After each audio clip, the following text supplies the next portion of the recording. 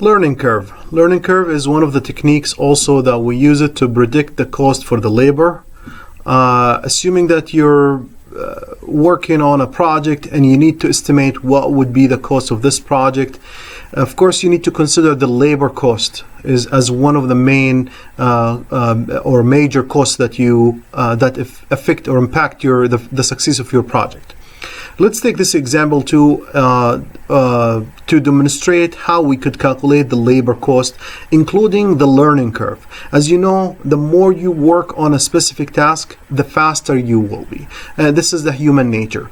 So let's take a look into this question. An operation management student would like to open a wood shop to make unique chairs.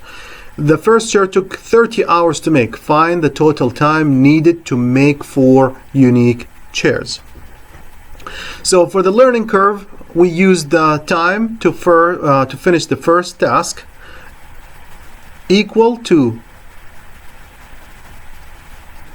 the time to finish task number n equal to the time needed to finish the first task times n, which is the number of units, to the power of s. And s can be calculated by log of the learning curve divided by the log of 2. The natural log of learning curve divided by the natural log of 2.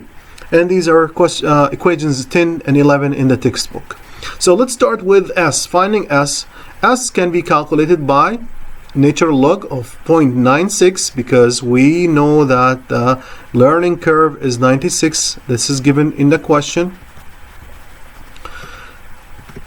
Natural log for 0.96 divided by the natural log of 2, and that would give you negative 0.058.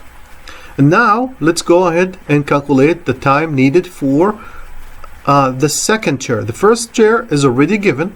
The second chair would be the time for making the first chair, which is 30, times n, which is 2, because we are on the second chair, to the power of s, which is to the power of negative 0.05. And that would give you 28.8 hours to make the second chair. The third chair would be the same thing, time to finish the first one, which is 30, times 3, because we are on the third chair, to the power of s, negative of 0.05. And that would give you 28 hours, 0.12 to make the third chair. The fourth chair would be calculated, the time for the fourth chair would be calculated by multiplying 30 times n, 4, because we are in the fourth chair, to the power of s, which is the negative 0.058. Now, in order to find what the total time needed to make 4 chairs, you add all these numbers together.